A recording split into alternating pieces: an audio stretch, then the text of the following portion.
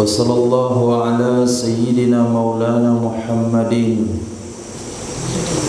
وعلى آله وصحبه أجمعين أما بعد ربي يسر ولا تؤسر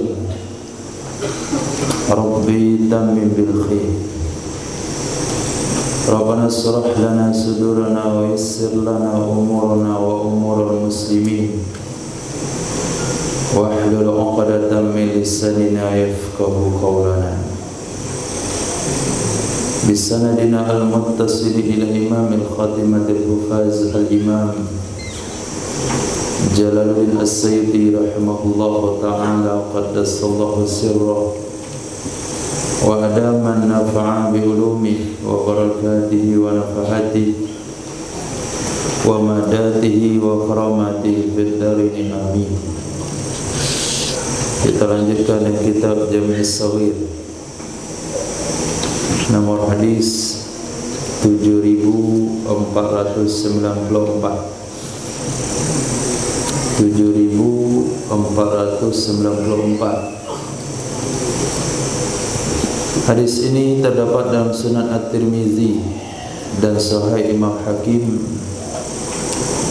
dari Sayyidina Jabir bin Samurah radhiyallahu anhu. Hadis sahih, Rasul sallallahu alaihi wasallam bersabda,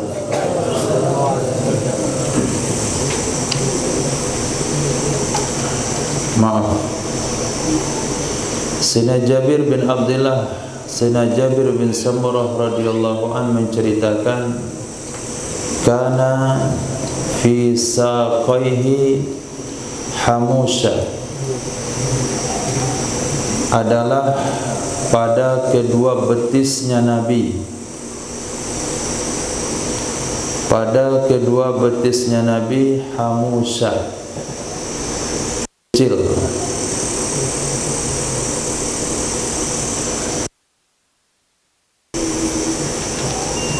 Di dalam Imam Abdul Rauf Al-Manawi menafsirkan diqqah, halus. Jadi betisnya Nabi sallallahu alaihi wasallam itu di bagian di atas mata kaki sampai ke atas sedikit, kira-kira 2 genggam tangan, itu halus, bukan besar dari lutut sampai ke mata kaki. Tapi ada yang bagian bawahnya itu halus, bukan juga halus dari mata kaki ke lutut seperti kaki meja, tapi di bagian bawahnya yang dimasukkan halus, di bagian atasnya itu ada daging yang menggembal, itu disebut dengan hamusha. Hadis berikutnya, kana fi kalamih, adalah pada ucapannya Rasul, bicaranya Nabi, tartil atau tarsil. Itu ataf bayan, ataf tafsiri. Kalau ataf tafsiri, maktuf dan maktuf alaih memiliki makna yang sama.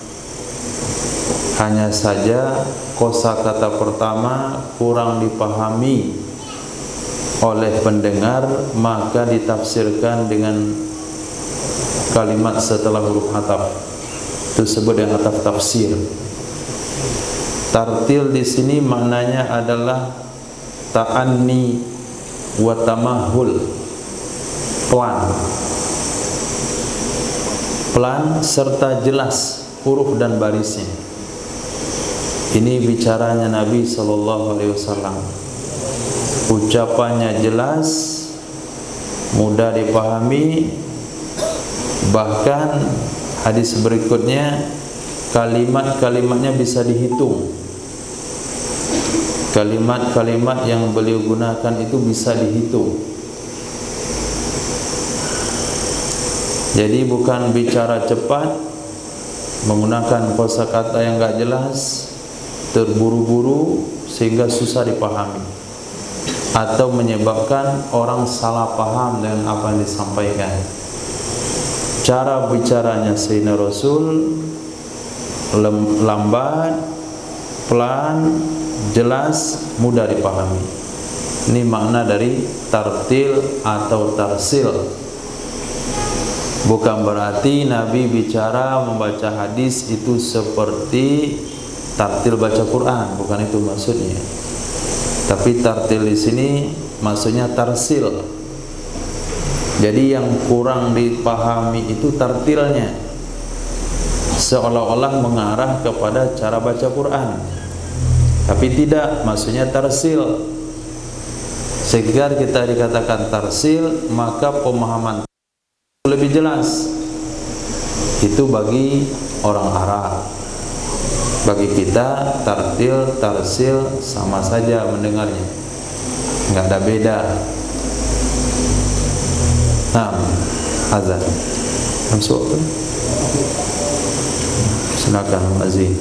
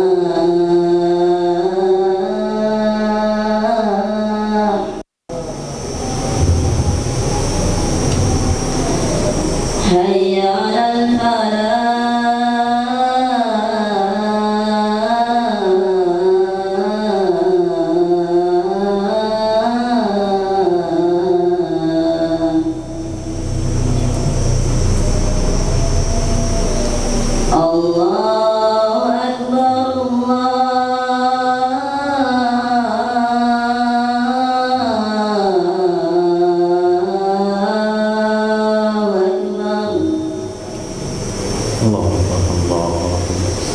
La ilaha illallah.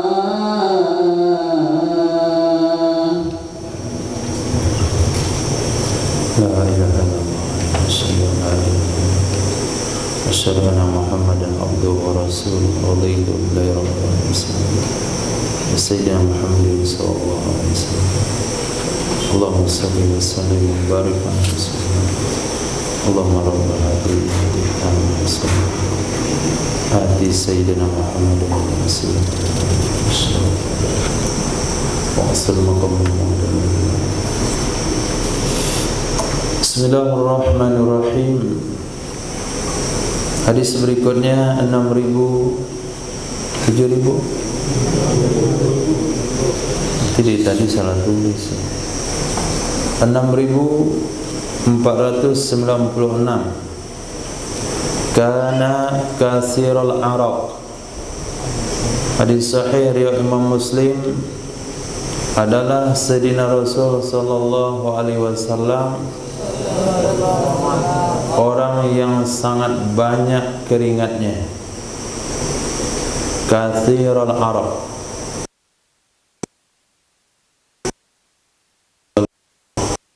sangat banyak keringat.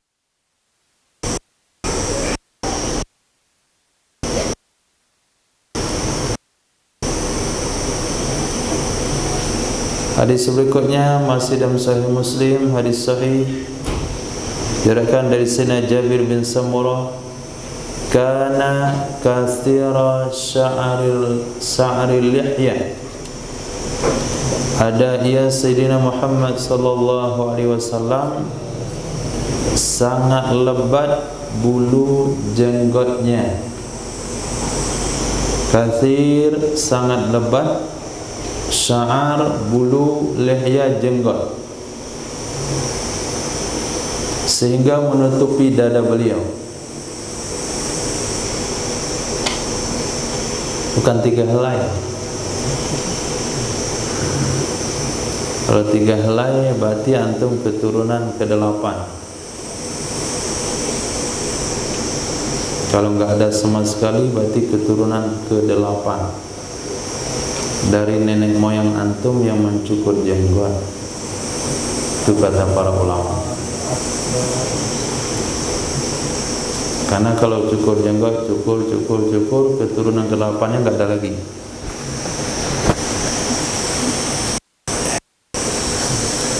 Tapi yang masih tumbuh itu mungkin keturunan ke-7. Yang masih banyak keturunan ke-5. Sangat lebat sekali. Nah itu nenek moyangnya enggak pernah cukur jenggot. Hadis berikutnya dalam Sunan Abi Daud diriwayatkan daripada Sayyidatina Aisyah radhiyallahu taala anha, Nabi sallallahu alaihi wasallam kana kalamuh, adalah bicaranya Nabi kalaman faslan, pembicaraan faslan ditafsirkan oleh Imam Abdul Rauf wasilan bainal haqqi wal batil. Itu mana faslan? Pembicaraan yang membedakan antara hak dan batil. Kalaman faslan, pembicaraan yang membedakan. Artinya membedakan antara hak dan batil. Kalau kita dengar pembicaraan beliau, kita bisa pahami ini benar, ini salah. Tapi kalau kita dengar ucapan seseorang, kadangkala kita menganggap satu perkara salah, lepas itu kita dengar lagi, kita menganggap perkara itu benar. Jadi pembicaranya berubah-ubah. Atau kadangkala ketika dia bicara, kita bisa memahami satu kesimpulan. Kita tidak bisa mengambil sesuatu yang bisa disimpulkan. Berarti cara bicaranya belum sesuai dengan cara bicara Rasul. Cara bicara Sayyidina Muhammad sallallahu alaihi wasallam, selepas kita dengarkan, kita tahu ini benar, ini salah.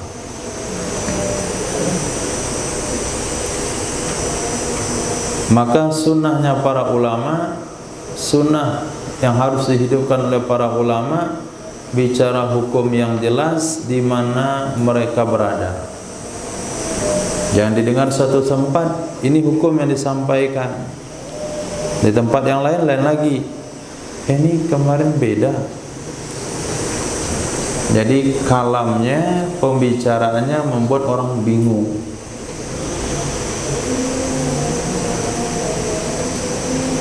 Nah, hadis berikutnya, kana wajhuhu adalah Sayyidina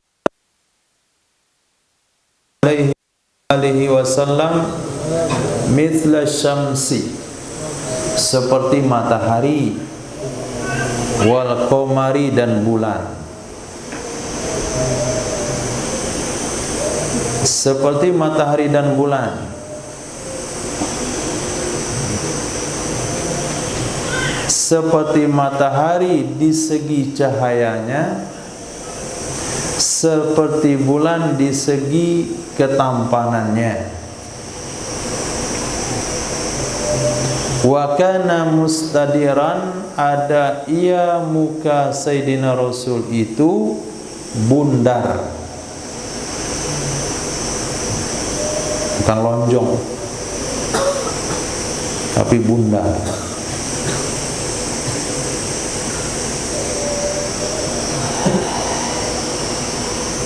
Siapa yang muka bundar?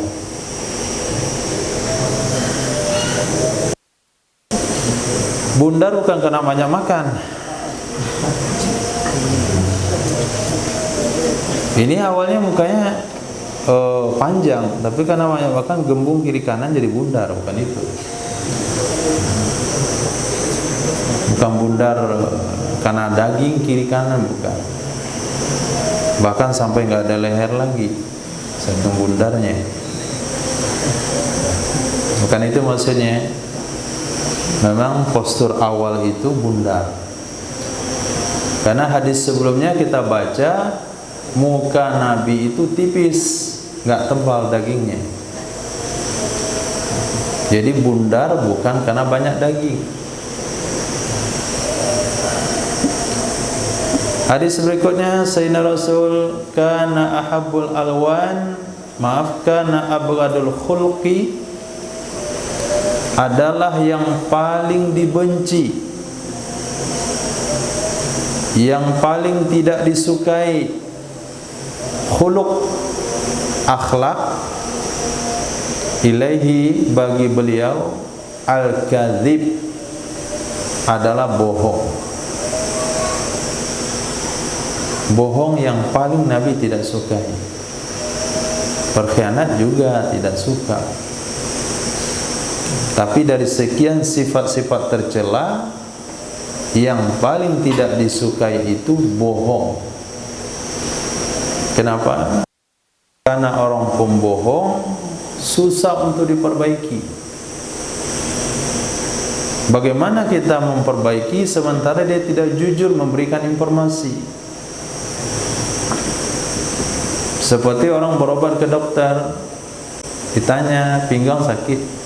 Enggak, cuma sakit pundak. Dikasih dia obat pundak, bukan obat pinggang.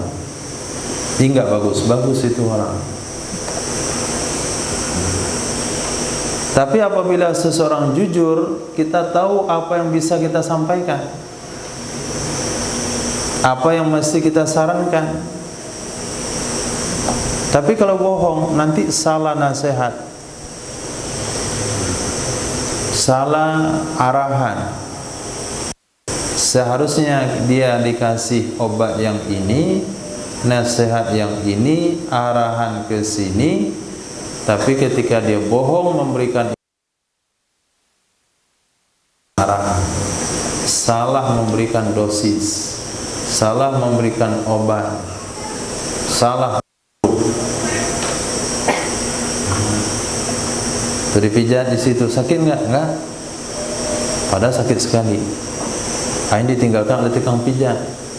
Pijat di tempat yang nggak sakit. Sakit nggak? Sakit sekali. Akhirnya pijat tempat yang sehat, yang sakit gak jadi. Pembohong, gak bisa sembuh, gak bisa diperbaiki.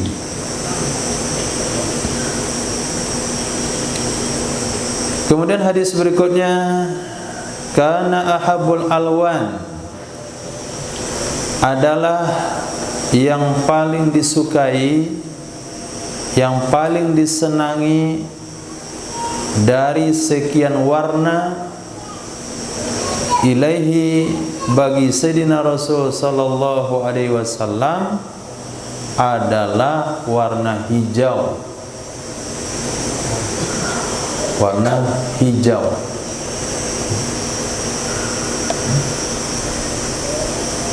Maka kalau pengurus masjid beli karpet hijau,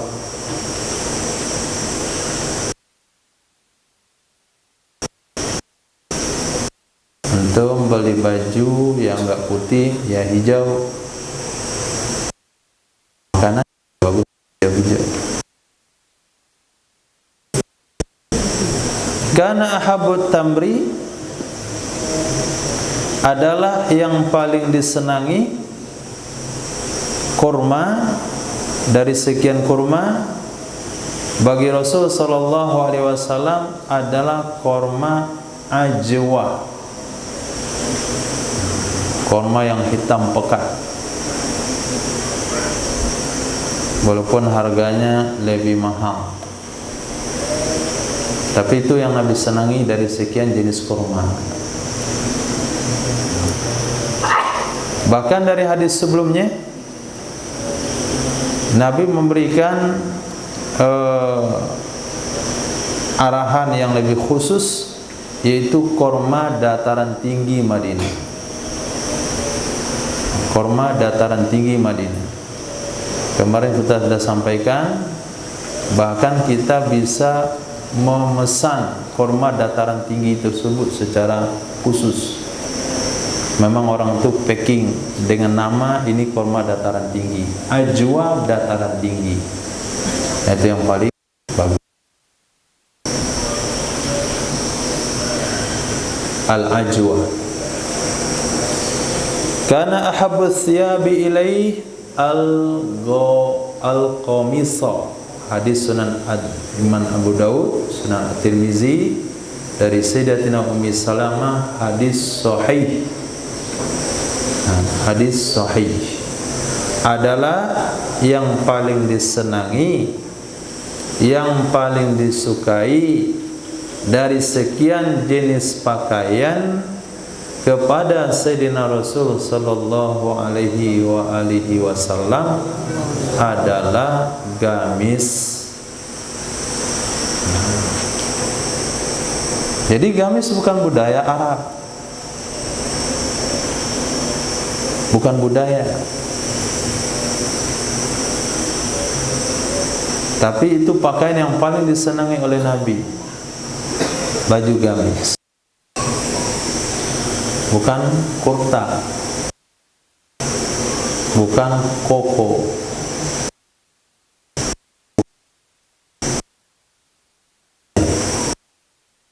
apalagi kaos, apalagi nggak pakai baju.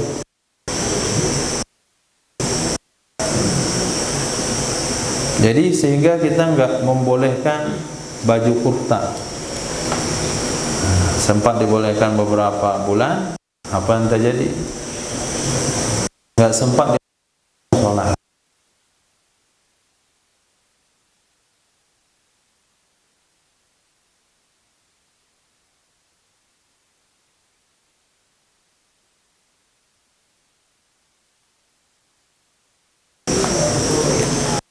Karena ahabus thiyab adalah yang paling disenangi, yang paling disukai pakaian ilaihi bagi Sayyidina Rasul sallallahu alaihi wasallam adalah hibar. Hibara wazannya inabah burdun yamaniyun, selendang Yaman. Selendang Yaman, dia memiliki beberapa warna. Ini dalam rangka tazin wa tahsin, berhias diri. Nah, bukan untuk dipakai, tapi untuk berhias diri. Selendangnya, burdahnya itu yang madain Yaman. Kalau nggak ada madain Yaman, ya yang Yaman. Ada yang Yaman nih? Nah, bukan Wadimor.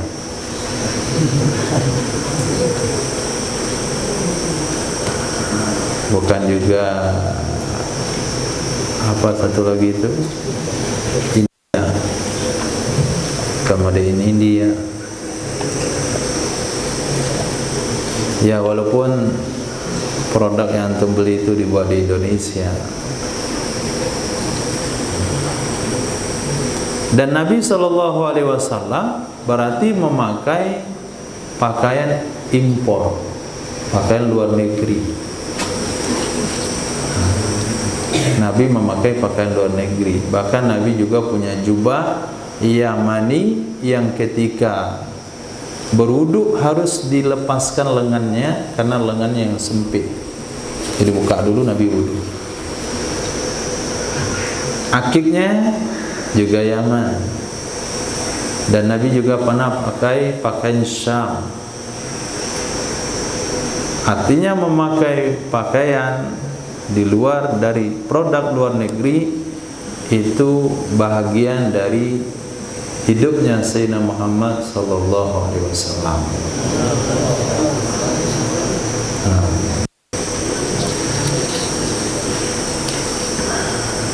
Kana ahabbus siyabi ilai al-hibara. Hadis berikutnya, kana ahabbuddin,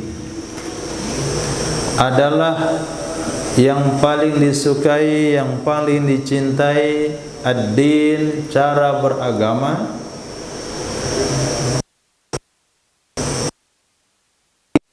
Muhammad sallallahu alaihi wasallam,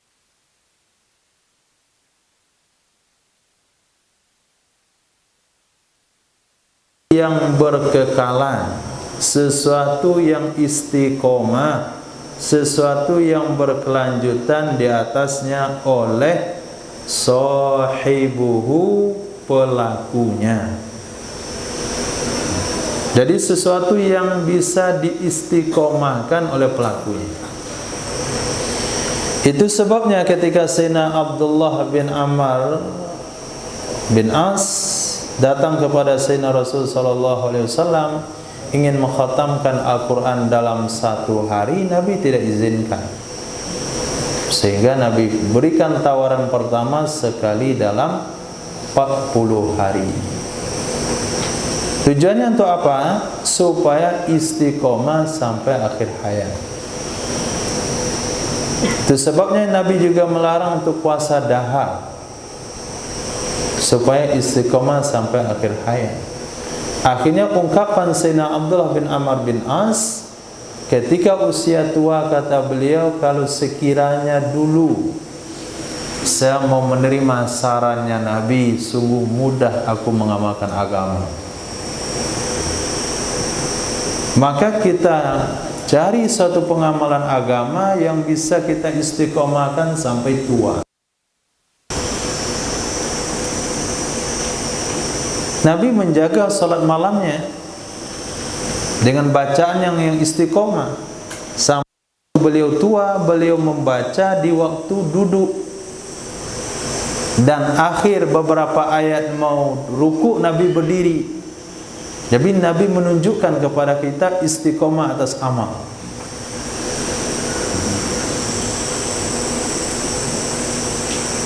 Awalnya memang setoran banyak sekali, tapi nggak istiqomah. Hanya lambat dari kawan. Kawan istiqomah selembar sehari.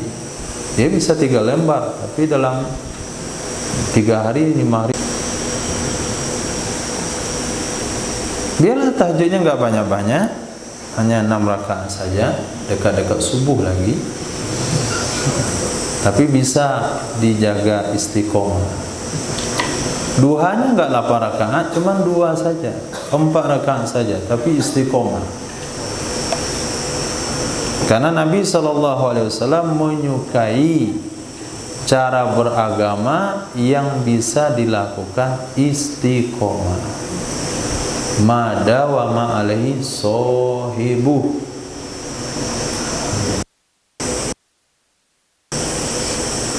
Yang kedua, memang dawama alaihi sahibu, sesuatu yang bisa dijaga istiqomah oleh pelakunya, yang kira-kira tidak menyulitkan dia dalam sepanjang waktu dan zaman. Tidak menyulitkan.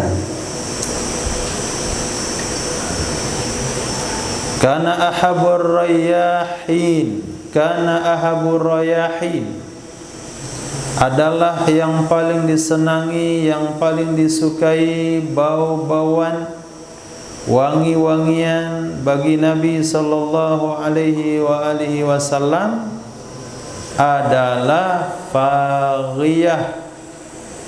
Faghiyah itu diterjemahkan nurul hina, kilauan dari inai.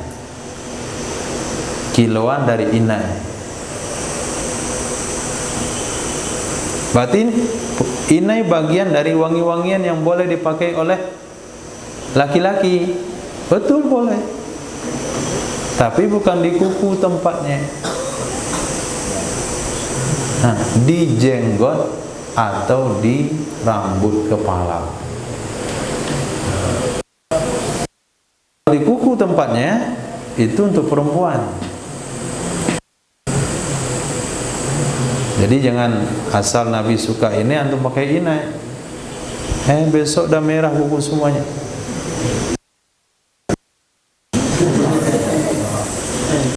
Tempat itu untuk ibu.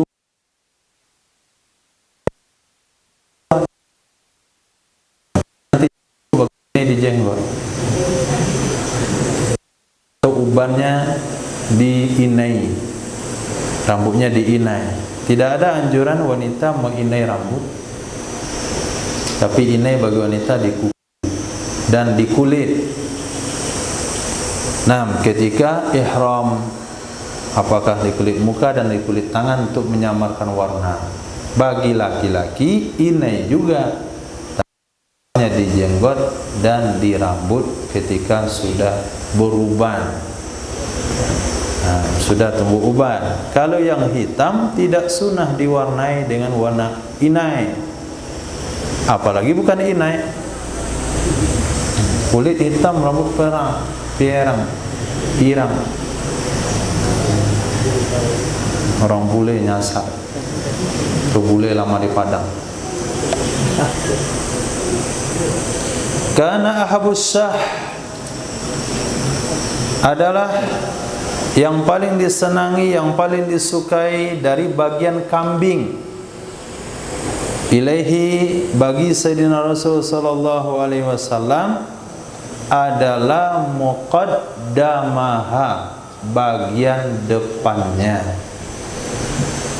Bagian depan. Apa saja bagian depan? Kepala kambing itu bagian depan. Lengan kanan, lengan kiri, itu bagian depan. Nah, kalau kita putus itu tulang punggungnya, itu yang setengah ke depan itu bagian depan. Kenapa? Karena jauh dari usus, jauh dari kotoran. Kalau orang kita enggak, sebuntut. Nah, paling dekat yang kotoran. Sukai sebuntut.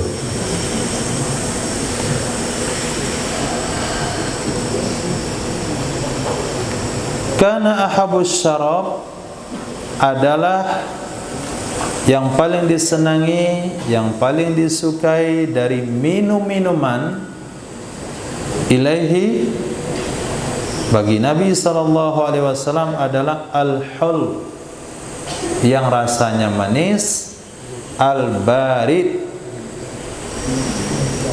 dingin. Dingin. Kalau diartikan dingin itu jangan kebayang pakai es.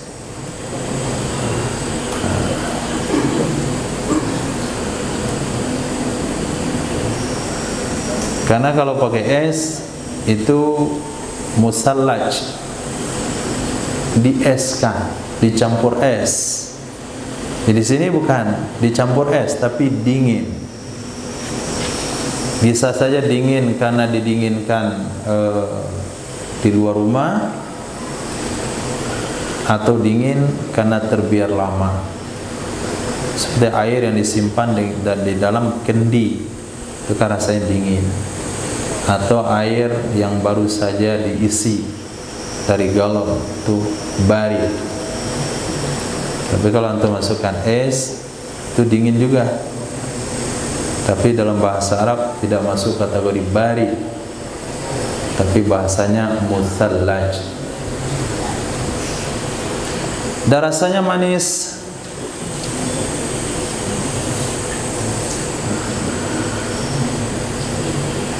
Manis yang dimasukkan di sini menurut Imam Abdul Rauf Al-Manawi adalah tawar. Bukan manis dalam artian dikasih gula, tapi manis dalam artian tawar, tidak dicampur apa-apa. Karena ketika kita meminum air mata air, itu kalau diresapi, diminum, dinikmati, di samping kesejukan kedinginannya akan terasa manis di sana.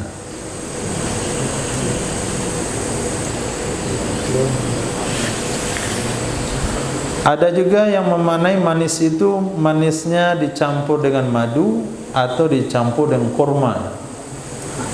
Seperti minuman yang dibuatkan oleh Nabi oleh Sayyidatina Ummu Salamah radhiyallahu taala anha, yaitu rendaman kurma di malam hari yang disebut dengan nabiz.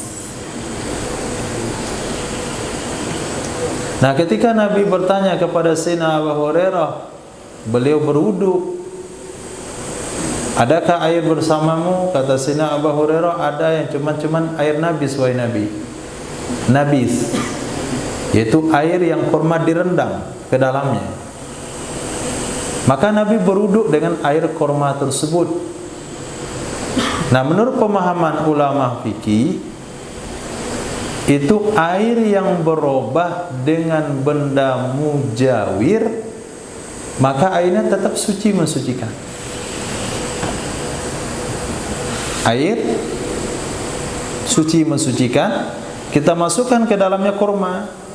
Kurma itu merubah rasa dari air tersebut dan warnanya. Karena kurma itu tidak larut di dalam air, berarti perubahannya mujawir, seperti air kayu cucang. Kayu cucang, satu paket yang antum beli untuk panas dalam, apa namanya? Hah? Ada telur kodoknya di dalam, ada tempayang. Nah, satu paket itu sebut tempayang. Nah, kayunya itu kalau kita rendam ke air warna merah, itu boleh gunakan untuk berwudu. Air yang merah karena kayu. Kenapa? Karena dia mujawir. Hati mujawir, kalau kita rendam, kita ambil lagi, bisa kita keluarkan. Dia tidak larut. Nah, itulah yang dipakai oleh Nabi dari Sayyidina Abu Hurairah, air nabis. Bukan nabis dalam artian jus kurma. Bukan nabis dalam artian jus kurma kemudian diendapkan lalu memabukkan. Itu juga menabis namanya, dan itu haram. Jadi kalimat nabis ada dua makna. Dan itu salah satu pemanis minuman yang dibuat oleh Nabi SAW yang Nabi sukai, yaitu air manis karena rendaman kurma di malam hari, diminum di pagi hari atau di siang hari.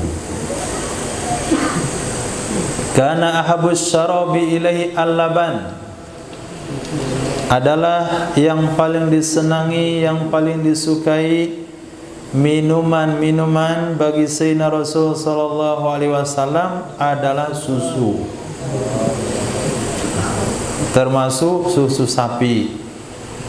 Karena riwayat yang kita baca di hadis-hadis sebelumnya, minumlah susu sapi, makanlah lemaknya, jangan dimakan dagingnya. Nah, dagingnya kasih sama yang lain. Makan daging yang berlemak, daging iga, atau minum susunya. Karena ahabus syarab, adalah minuman yang paling disukai bagi Sayyidina Rasul adalah madu, asal.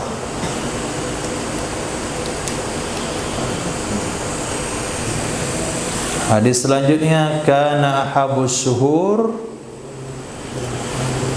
adalah yang paling disukai, yang paling disenangi dari sekian 12 bulan, ilaihi, bagi Rasul sallallahu alaihi wa alihi wasallam, ayyasuma, supaya beliau melakukan puasa di bulan tersebut, adalah bulan Sya'ban. Ramadan tidak perlu disukai karena itu kewajiban bagi seluruhnya. Tapi puasa sunnah yang Nabi senangi untuk dilakukan puasa 1 bulan penuh adalah bulan Sya'ban. Hadis ini tidak menafikan puasa 6 hari bulan Syawal. Hadis ini tidak menafikan puasa nisfu Sya'ban, tidak menafikan puasa Muharram, Asyura, Tasu'a, Tarwiyah. Tetapi dari segi bulan, yang pengen, yang senang Nabi puasa secara keseluruhan itu hanya bulan Sya'ban. Tidak ada riwayat yang mengatakan Nabi puasa sunnah total 1 bulan penuh kecuali di bulan Sya'ban.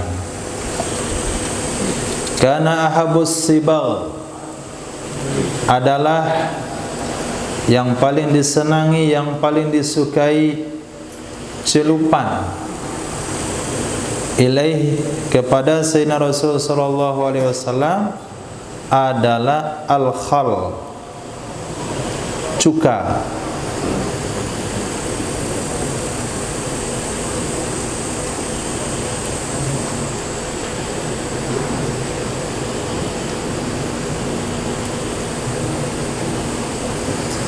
Celupan apa yang dimasukkan?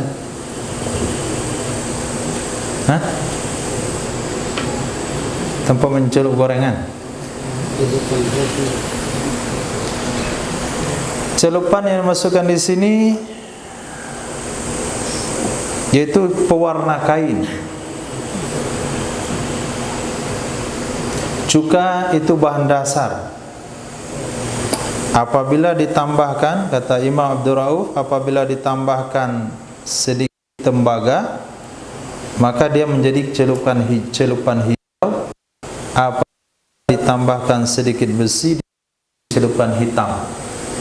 Ini sulit kita pahami, nggak bisa dijelaskan bagaimana prakteknya dan caranya. Karena ahabbus sibghi ilaihi as-sufra, adalah yang paling disukai, yang paling disenangi celupan bagi Sayyidina Rasul adalah warna kuning.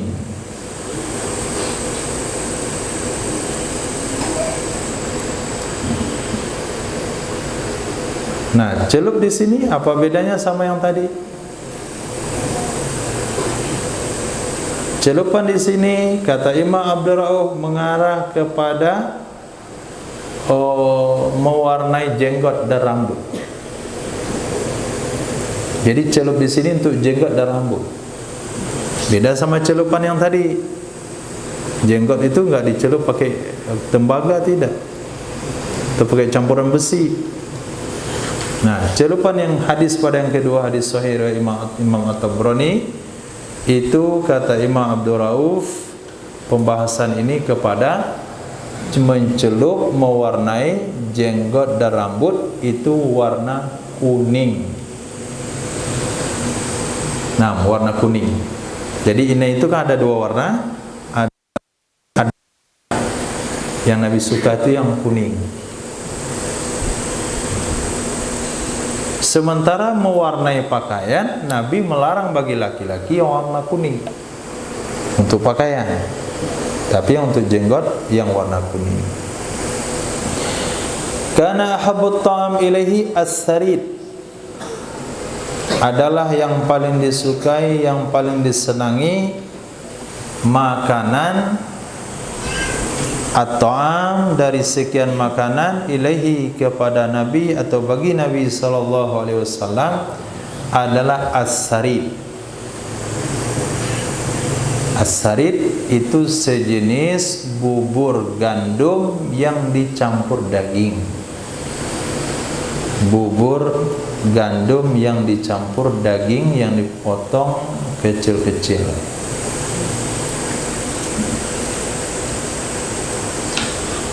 Minal khubzi, dari roti.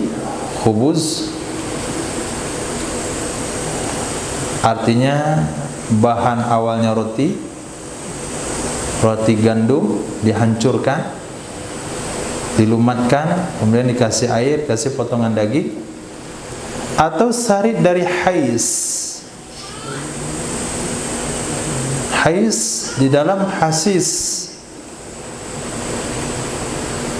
Kita tahu apa? Hasis atau hais? Hah? Hais. Itu tamarun kulito biakid, kurma campur dengan susu kemudian lemak sapi. Nah, itu namanya haisis atau hais. Kurma campur dengan susu kering, susu bubuk, bukan yang hari ini ya, tapi susu yang dikeringkan, kemudian dicampur dengan minyak sapi, minyak yang terbuat dari lemak sapi, dicampur, diaduk. Nah, itu bubur yang Nabi sukai. Hadis berikutnya, kana ahabul uraqi ilaihi dhira'asyah. Karena adalah ahabbu yang paling disenangi, yang paling disukai uraq. Uraq itu adalah tulang yang ada dagingnya. Itu uraq. Bagi Sayyidina Rasul sallallahu alaihi wasallam adalah dhira'asyah, lengan kambing. Lengan kambing. Kalau bahasa kita lengan itu dari siku ke pergelangan tangan. Siku ke pergelangan tangan. Kalau antum lihat dari kambing itu dari sikunya ke kuku yang paling atas itu. Nah, kukunya dibuang, ambil dari lututnya. Tapi kaki depan. Kan kecil cuman tulangnya, dagingnya dikit. Itu yang Nabi sukai, uraq. Ketika sahabat memakan daging yang bertulang di hadapan Sayyidina Rasul, sahabat itu memisahkan daging dari tulang dengan tangannya. Kata Nabi, itu kurang tepat cara makannya. Yang paling nyaman, paling enak itu kamu pegang tulangnya, digigit dagingnya. Begitu cara memakan tulang yang berdaging. Diangkat, pegang, diangkat. Nah, itu sunnahnya. Nabi katakan, anak itu lebih enak. Tapi orang kalau gigi depannya nggak ada lagi,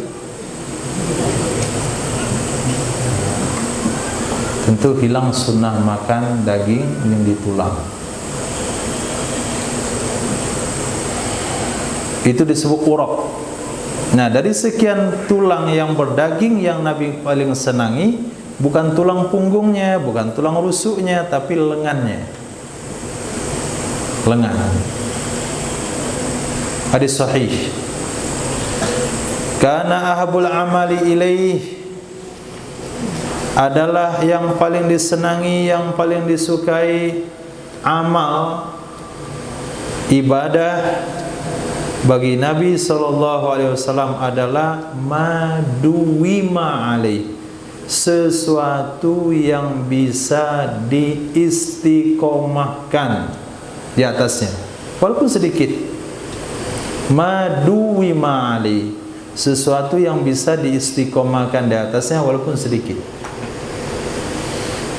Rutin bersedekah hari Jumat, itu artinya duwi ma'ali. Nah, berapa kira-kira jumlah yang bisa kita istiqomah untuk bersedekah? Menyantuni anak yatim, berapa orang kira-kira kita bisa istiqomah melakukannya? Ini disantuni anak yatim 100 orang sekaligus hanya 1 bulan. Itu enggak bagus. Mendingan 1 orang 100 bulan daripada 100 orang 1 bulan. Lebih baik 100 bulan 1 orang. Karena lama waktunya, istiqomah waktunya yang paling Nabi sukai, bukan jumlah besarnya.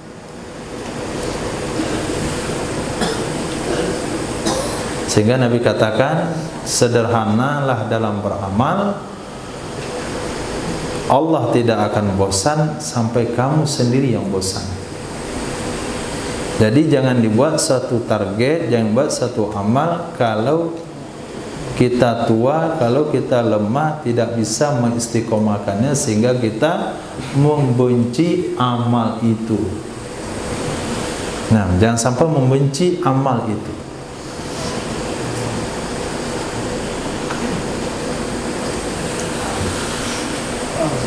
Tapi ketika tiba jadwal dari sebuah amal, kita ingin melakukannya. Kenapa ingin? Karena tidak memberatkan. Tapi ketika amal kita tetapkan satu target, sangat berat sekali. Awal pertama mudah, kedua mudah, ketiga berat, keempat benci, kelima lari. Sehingga nggak ketemu lagi orangnya. Itu nggak bagus.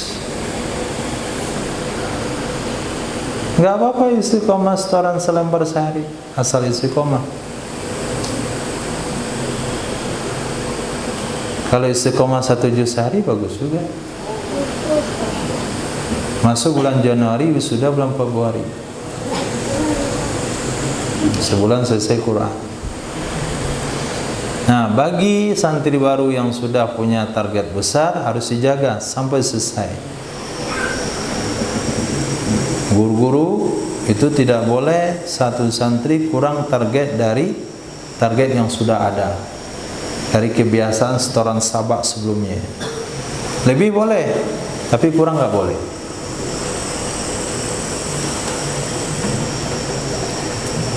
Karena ahabul fakihah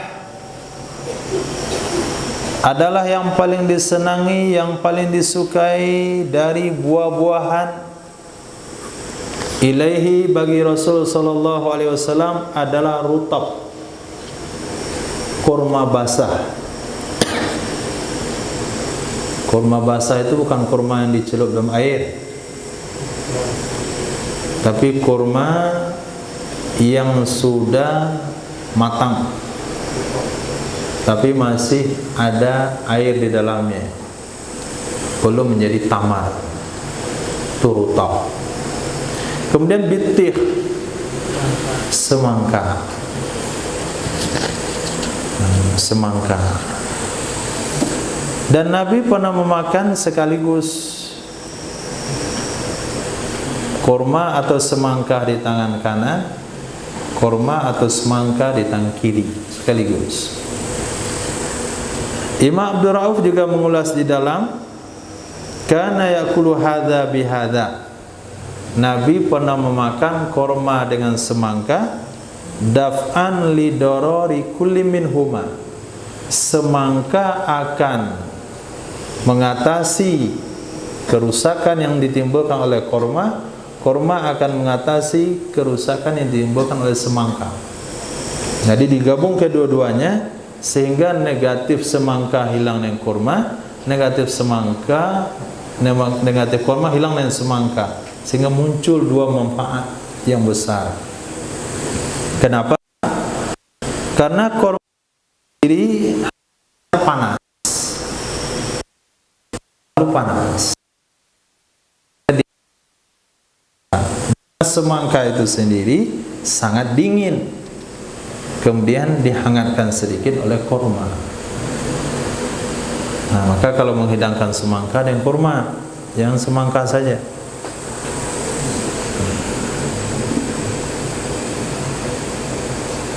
Bukan berarti tim khidmat kalau datang semangka nggak ada kurma, kan nggak dihidangkan. Mana semangka tadi, Umar? Kok nggak jadi dipotong? Nunggu kurmanya belum datang. Akhirnya dia yang makan. Bukan begitu maksudnya. Jadi tim khidmat, itu salah satu menu antum hidang kamu, korma dibarengi dengan semangka. Karena dua itu buah-buahan yang disenangi oleh Rasul sallallahu alaihi wasallam. Tidak ada riwayat mengatakan Nabi makan salak medan. Karena ahabul lahmi ilaihi al-katib, adalah yang paling disenangi, yang paling disukai daging bagi Rasul sallallahu alaihi wasallam katib. Katib ini dari ke kalau kita pundak. Itu apa? Daging lengan atas. Nah, lengan atas itu daging yang Nabi sukai. Nah, kalau kita lihat riwayat di sini, daging lengan atas yang tadi riwayatnya urab yaitu zira. Kalau kita kumpulkan, berarti bagi yang nyembelih kambing nantinya korban, bagi yang mengulitinya, maka daging dari ke kuku itu jangan diambil, dibiarkan. Kenapa? Karena Nabi katakan itu urab, dia dimakan dengan tulang. Lengan itu diiris. Kenapa? Karena bahasa hadisnya ahabbul laham, yang daging yang Nabi sukai. Bisa dibedakan? Ini enggak asal ada daging dilepasin dari tulangnya, sehingga ketika masuk dalam periuk itu tuh tulang lemah, mengganggu, pas makan nggak ada apa-apanya, diiris semuanya. Jadi nggak semua daging di kambing itu diiris, diambil dagingnya. Nah, lihat hadis di sini, kalau daging yang ada di siku ke lutut bagian bawah, kuku bagian bawah, bahasa Nabi uraki, daging dimakan di tulangnya, berartinya tidak diiris, potong saja sudah. Tapi apabila dari siku ke pangkal lengan atau lengan atas, itu bahasa hadisnya ahabbul lahmi, itu betul dagingnya diambil. Kalau nggak diambil, masukkan sebesar itu, dia bukan sebesar paha ayam. Karena ahabu mastatarabih, adalah yang paling disenangi, yang paling disukai sesuatu istatara, yang Nabi menutup diri, Nabi bersembunyi, Nabi menutup diri dengan sesuatu tersebut. Kapan? Lihajatih, untuk qada hajatnya Nabi, adalah hadaf. Jadi bahan baku untuk WC Sayyidina Rasul, walaupun Nabi tidak punya WC di rumah, tapi tempat Nabi menutup diri untuk qada hajat, buang air besar, buang air kecil, adalah hadaf. Hadaf itu apa? Martafa'a minal ard, sesuatu yang tinggi dari bumi atau bangunan. Nah, sesuatu yang bagian tinggi dari bumi, dari lapisan tanah, apakah itu gunung pasir, apakah itu di batu dempet, pokok kurma yang dempet sehingga dia memberi tumpukan yang besar. Seperti kalau tempat kita rambio. Rambio, dia tumbuhnya kan bukan satu. Kalau dibiarkan lama-lama dia akan menumpuk, jadi tumpukan yang besar. Nah, di sana qada hajatnya. Bukan di satu pohon kelapa atau satu pohon sawit, itu masih kelihatan dari jauh. Bukan satu batang pohon kurma, tapi haisun nakhlin, tumpukan pohon kurma. Artinya pohon kurma yang tumbuhnya dempet. Hadis berikutnya, Sayyidina Rasul sallallahu alaihi wasallam kana akhabban nas salatan fi tamam.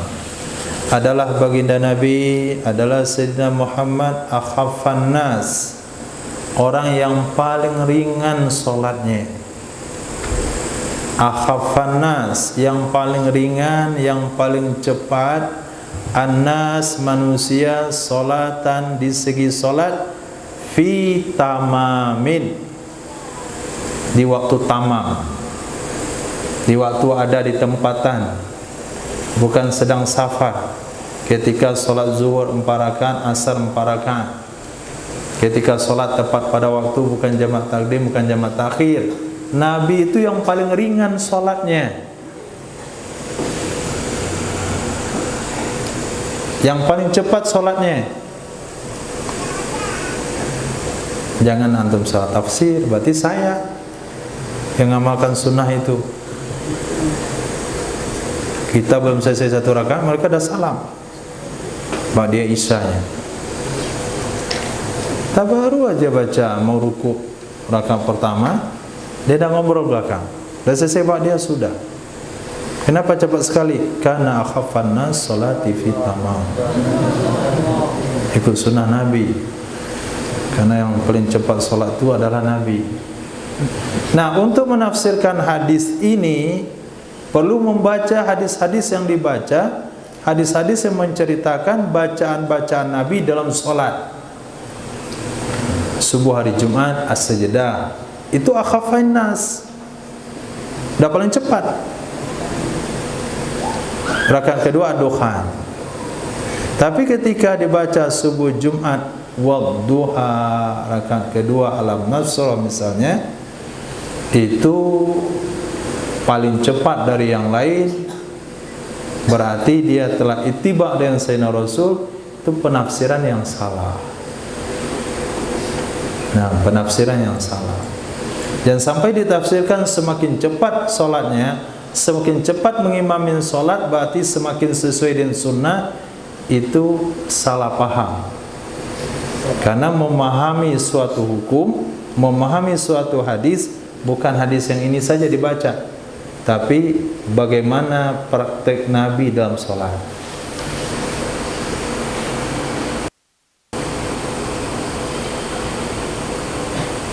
Bagaimana praktek Rasul dalam mengimami sholat. Dan itulah sholat yang paling cepat. Nah, kalau ada lagi yang lebih cepat daripada Sayyidina Rasul, itu maknanya bukan solat cepat, solat tercepat. Dan itu bukan ittiba dengan sunnah, bukan ittiba dengan sunnah. Karena akhaffan nas salatan ala nas, Sayyidina Rasul sallallahu alaihi wasallam yang paling ringan cepat an-nasi solatan, di segi solat ala nas, ketika solat mengimami manusia. Ala nas itu mengimami manusia, menjadi imam. Wa atwalan nas, yang paling lama, yang paling panjang manusia solatan dari segi solatnya, li nafsih, untuk diri sendiri. Kalau solat sendiri, Nabi yang paling lama. Kalau solat jadi imam, Nabi yang paling cepat. Nah, ketika di suatu tempat kita bermuzakarah tentang ayat-ayat yang disunahkan oleh Nabi dalam solat, Di antaranya adalah salat Jumat rakaat pertama Al-A'la, rakaat kedua dengan Al-Ghasyiyah. Mereka katakan itu lama bagi kami karena orang sibuk, sehingga diganti dengan surah yang lain. Berarti dia bukan salat yang paling cepat, bukan seperti salatnya Rasul, tapi salat yang sangat dan paling cepat dari seluruh manusia yang ada. Dan antum itu nomor 1.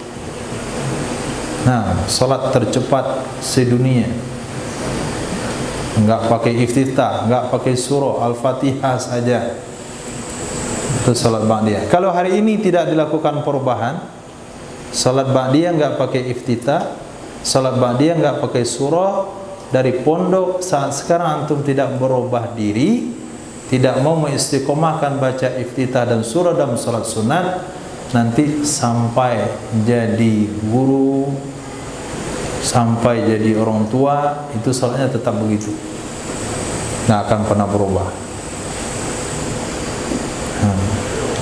Jadi salat yang paling cepat itu bukan berarti meninggalkan sunnah iftitah, bukan berarti meninggalkan sunnah surah, bukan berarti mengganti surah yang Nabi baca dulu waktu beliau mengimami salat, bukan mengganti. Kalau mengganti dengan surah yang paling pendek, yang lebih pendek, berarti salatnya itu sangat cepat sekali. Ini salat Jumat. Salat Jumat dibaca idza jaa nasrullah. Salat Jumat rakaat kedua qul huwallahu ahad. Khutbahnya panjang. Panjang sekali khutbahnya. Saking panjangnya di khutbah kedua dia ceramah lagi. Saking enggak cukupnya waktu. Pas salat rakaat kedua qul huwallahu ahad. Akan Nabi sabdakan di antara ciri-ciri kepahaman seseorang dengan agama, dengan hukum agama, kalau khutbahnya lama, solatnya khutbahnya ringkas, solatnya lama. Bagaimana solat yang lama? Rakaat pertama Sabihis, rakaat kedua Al-Ata, atau rakaat pertama Al-Jumu'ah, rakaat kedua Al-Munafikun.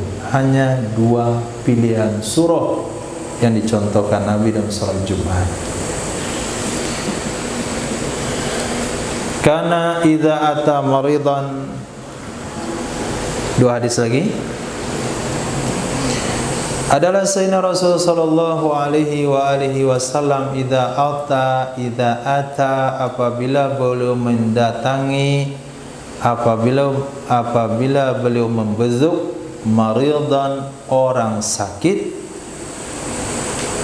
atau utiya bihi, dihadirkan dengannya orang sakit. Jadi orang sakit dibawa ke hadapan Nabi, itu didoakan kesembuhan. Atau Nabi datang membezuk orang yang sedang sakit, qala, Nabi baca doa, azhibil ba'as rabban nas isfi wa anta syafi la shifaa illa shifa'uk shifa'an la yughadiru saqama. Ini sebelum baca hadis subuh besok, antum setorkan dulu doa ini.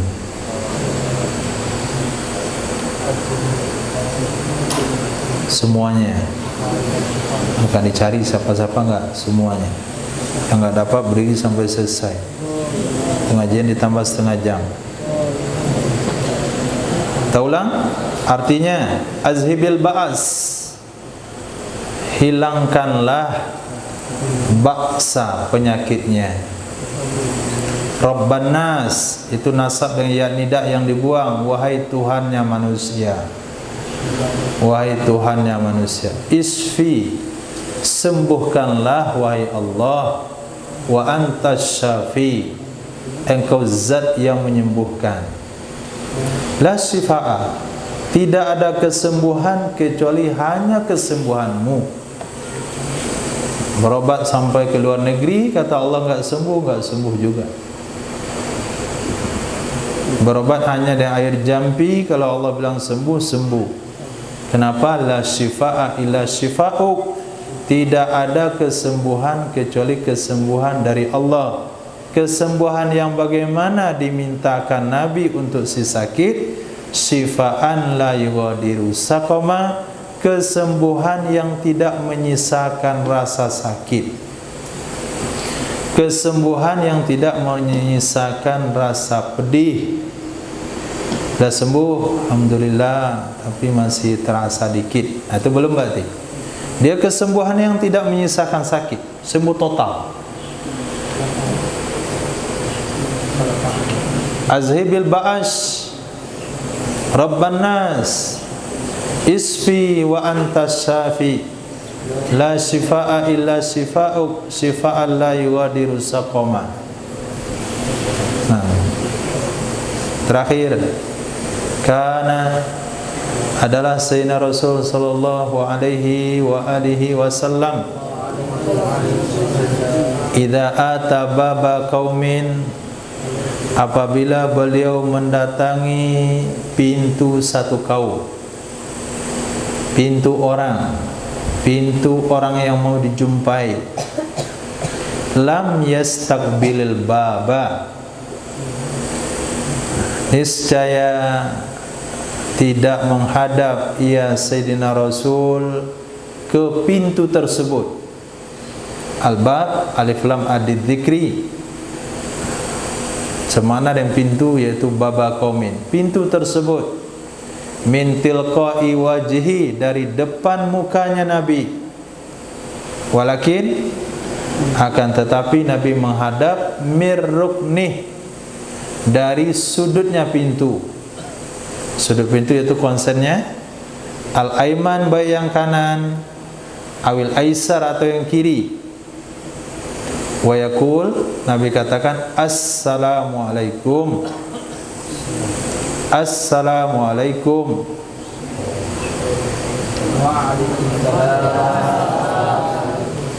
Kok dijawab? Kan itu hikayah lafaz, kan insya'iyah.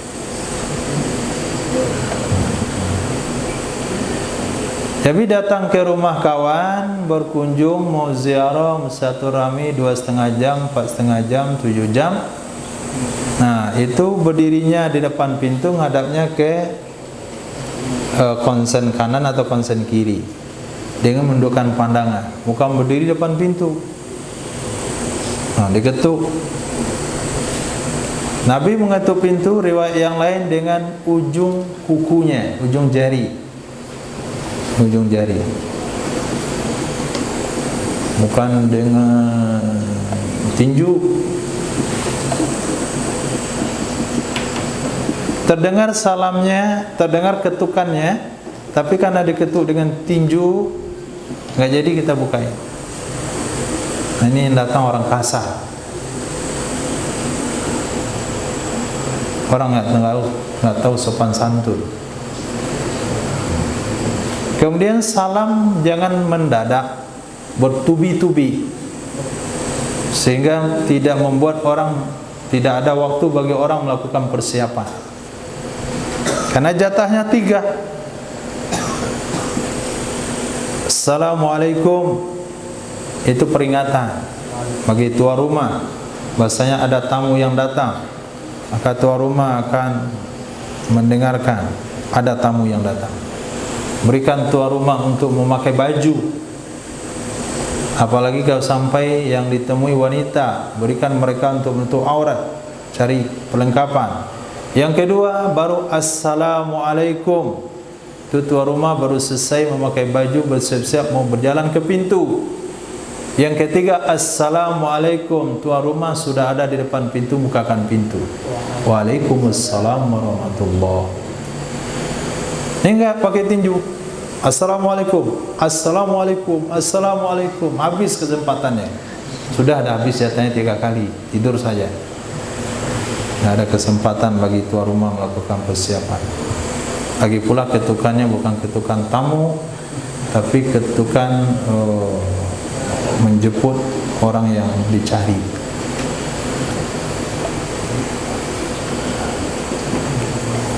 Setelah 3 kali ucapin salam berarti sudah selesai. Nggak ada hak lagi untuk diucapin salam, kecuali dikasih jeda waktu antum pergi ke mana dulu, diam diri dulu, kemudian bertanya dulu informasi ada orang di rumah atau tidak dan sebagainya. Baru diulang kali berikutnya. Jangan ucapin salam. Salam itu bukan menyuruh tuan rumah untuk membukakan pintu, tidak. Salam bukan untuk membangunkan. Nah, salam lagi mungkin dia tidur. Sudah 3, nggak apa-apa sampai 7. Sunahnya ganjil. Tujuannya untuk membangunkan orang. Itu bukan bertamu, itu memaksa. Khair. Jadi Nabi datang depan rumah, menghadap ke konsen kanan atau konsen kiri, arah kanan atau arah kiri, kemudian mengucapkan salam sampai 3 kali. Di sini dua kali riwayatnya. Insyaallah semua yang kita baca itu adalah kebiasaan Sayyidina Rasul sallallahu alaihi wasallam sampai nanti ke hadis terakhir yang diawali dengan huruf Qaf. Nah, huruf K itu semua syama'il tentang Rasul. Silakan, mungkin ada pertanyaan.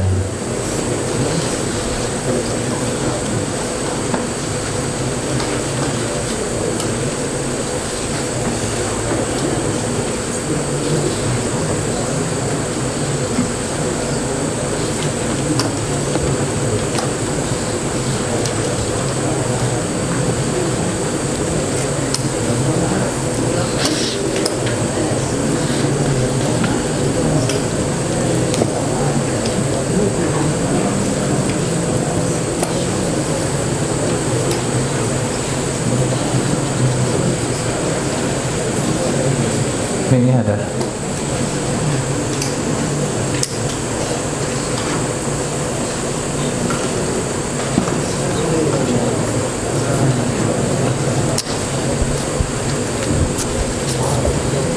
Antum peram dulu biar matang ini.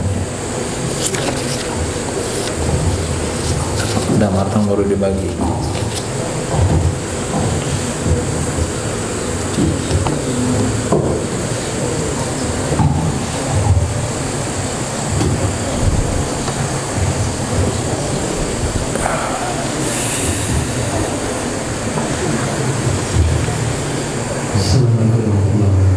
Waalaikumsalam. Ada sebuah hadis yang mengatakan cukuplah dikatakan pembohong apabila dia menyampaikan apa yang dia dengar. Ini batasan fikihnya terhadap misalnya kita mendengar sebuah informasi. Kadang-kadang kesukaannya suka bercerita. Sementara dari hadis yang dengar seperti itu, apa saja batasan fikihnya informasi itu nggak boleh disampaikan, disebarkan. Walaupun kadang-kadang walaupun informasi itu benar kita ketahui, apakah kita punya hak untuk menyampaikan kepada yang bersangkutan atau tidak? Kemudian apa saja hak informasi yang wajib disampaikan? Misalnya kita mengetahui sebuah informasi, apakah batasan kita bisa memiliki hak nggak kita menyampaikan hal informasi itu? Apakah informasi jatuhnya nanti dibahas atau bagaimana? Nah ini yang mohon penjelasan Ustaz. Terima kasih. Nabi sabdakan kafa bil mar'i bil kadhib, cukup seseorang untuk dianggap bohong kalau dia sampaikan kulla ma sami'a, seluruh apa yang dia dengar. Jadi setiap berita, informasi yang dia dengarkan, semuanya diceritakan, semuanya disampaikan. Itu orang itu pembohong. Apa maksud dari pembohong di sana? Kalaulah sifat dia menyampaikan setiap apa saja yang dia dengar tanpa dia menyelidiki ini pantaskah disampaikan atau tidak, bermanfaat atau informasinya atau tidak, orang itu pembohong secara tidak langsung, sifatnya tidak bohong.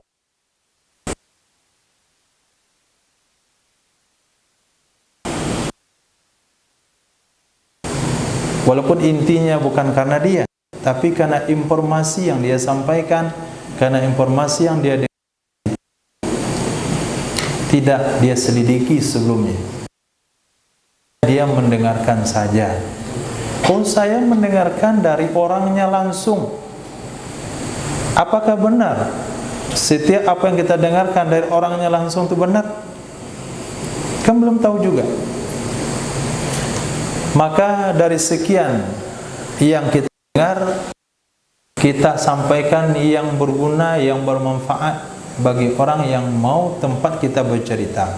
Kalau sekiranya cerita, informasi yang kita sampaikan tidak ada gunanya, maka tidak sebaiknya kita ceritakan. Apabila cerita yang kita dengar itu bermuatan riba misalnya, maaf, ghibah, haram, tidak boleh kita sampaikan. Misalnya cerita tentang perkembangan politik, kita dengar dari sumbernya langsung, disiarkan secara langsung.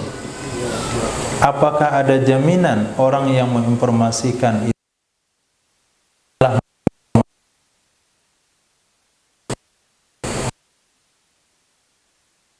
oh dia dari kubu,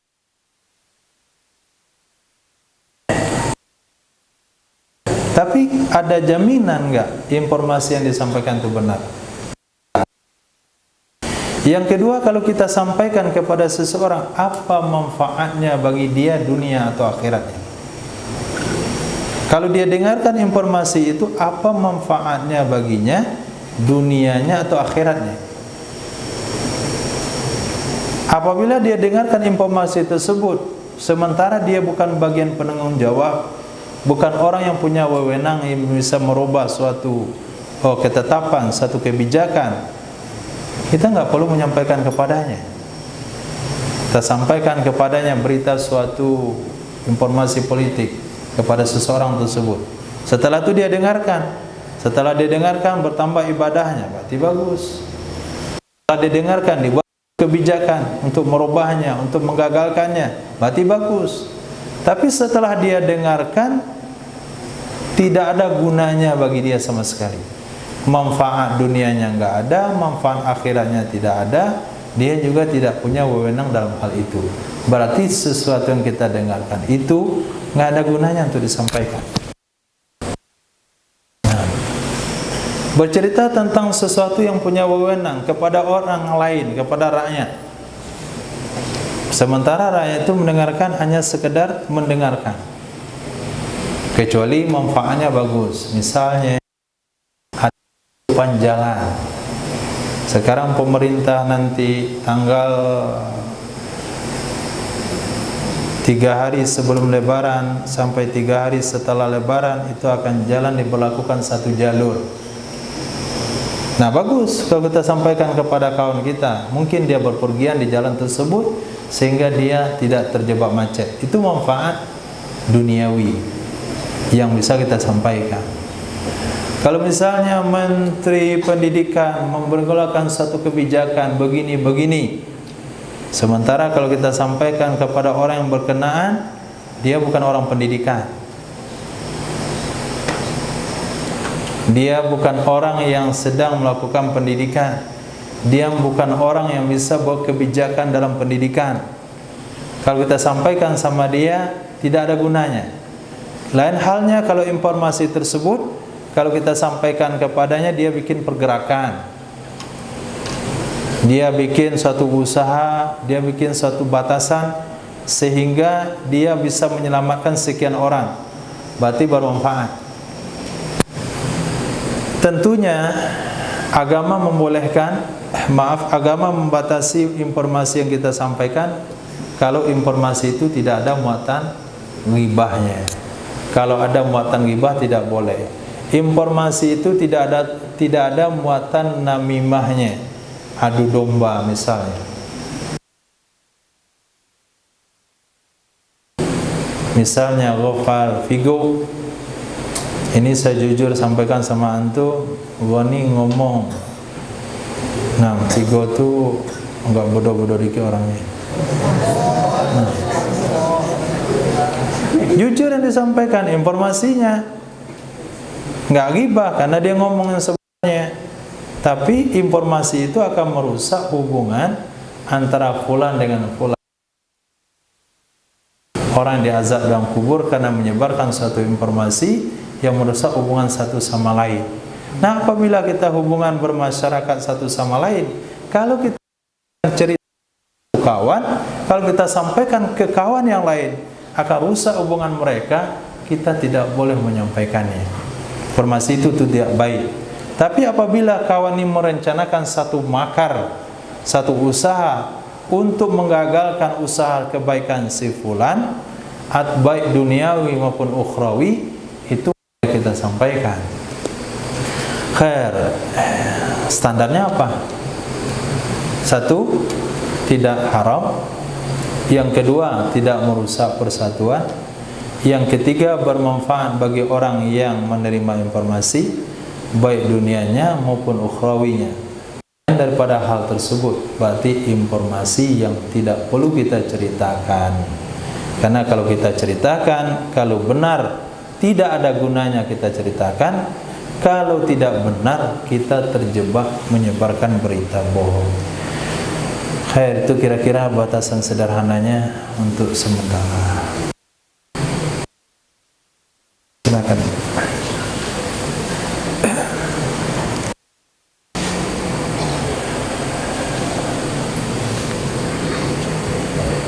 Saya ada 5 menit.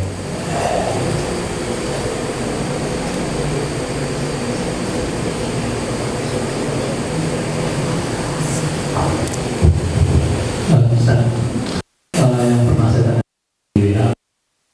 mengenai ada sebagian ikan asin yang sifatnya najis itu, mau penjelasan lebih detail. Herba insyaallah.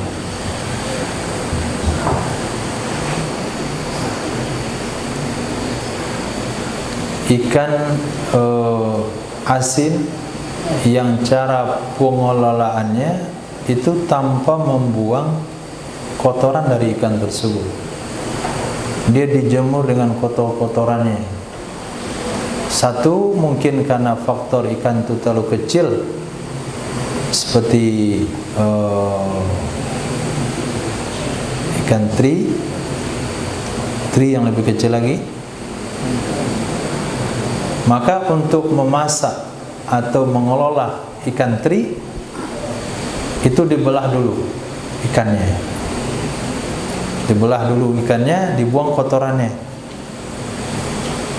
Ada lagi yang lebih kecil lagi, sangat kecil sekali. Kalau kita belah, kita buang kotorannya, separuh badannya hilang. Nah, sebagian ulama fikih mengatakan itu ikan boleh dimakan, tapi wajib berkumur-kumur setelah makan. Kalau ada pakaian kena percikan daripada makanan tersebut, wajib dicuci. Maka di antara makanan lauk pauk masakan Minang yang perlu diwaspadai yaitu sambal lado tanah. Nah, itu kalau antum beli sambal lado tanah, itu periksa ikan terinya. Kalau enggak dibelah, itu kalau mau ambil ihtiyat jangan dimakan, jangan dibeli, karena dia bercampur dengan kotoran ikan yang najis, yang masih bisa dikelola, dibuang, tapi dia enggak buang.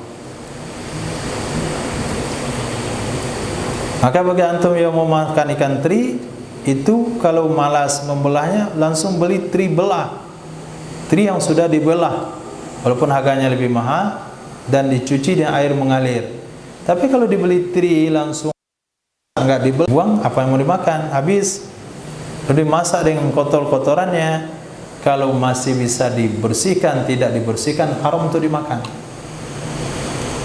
Tapi kalau ikannya terlalu kecil sekali, anak ikan, bukan anaknya lagi, cicit ikan, itu kalau dibersihkan nggak mungkin dibersihkan. Seperti udang apa itu? Udang cair. Hah? Udang cair.